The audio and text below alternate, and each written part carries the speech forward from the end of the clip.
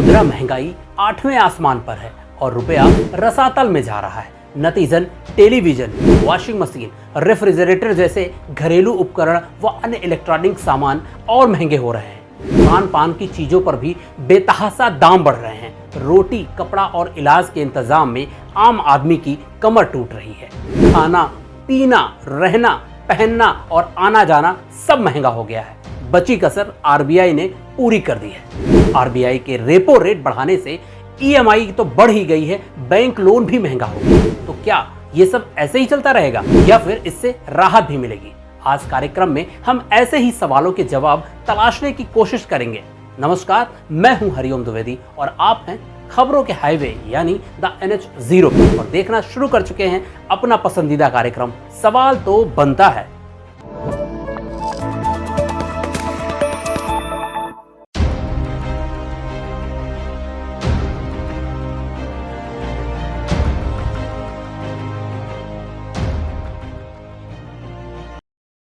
सरकार की ओर से जारी आंकड़ों के मुताबिक अप्रैल में महंगाई दर बढ़कर 7.79% हो गई, जो 8 साल में यानी सितंबर 2014 के बाद से सबसे ज्यादा है।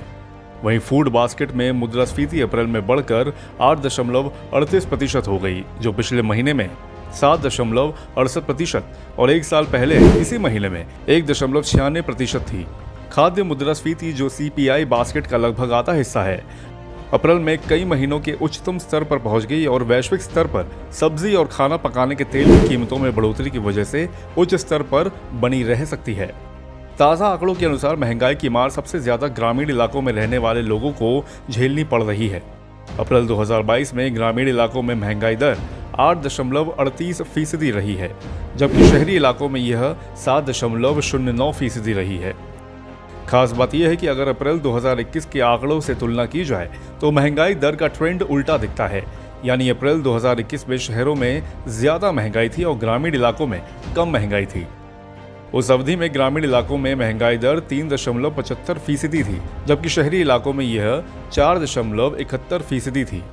अप्रैल 2022 में ग्रामीण इलाकों में ज्यादा महंगाई की एक प्रमुख वजह ट्रांसपोर्टेशन कॉस्ट हो सकती है। कार्यक्रम में आगे बढ़ने से पहले जान लेते हैं कि क्या है उपभोक्ता मूल्य सूचकांक और ये खुदरा मुद्रास्फीति के आंकड़े कैसे जारी करता है। उपभोक्ता मूल्य सूचकांक यानी कि CPI एक बाजार आधारित सूचकांक है, जिसका उपयोग किसी देश की खुदरा मुद्रास्फीति की गणना के लिए किया जाता है। इससे उपभोक्ता स्तर पर कीमतों के स्तर में खुदरा खरीदार के दृष्टिकोण से कीमतों में बदलाव का अनुमान लगाया जाता है, जबकि उत्पादकों के स्तर पर वस्तुओं की कीमतों के स्तर में बदलाव का अनुमान लगाया जाता है। CPI उन कीमतों की तुलना करके वस्तुओं और सेवाओं के एक सामान्य सेट की कीमत के स्तर पर बदलाव का अनुमान लगाता है, जो पिछले वर्ष की इसी अवधि में मौजूद थे। आरबीआई क्यों बढ़ाता है रेपो रेट?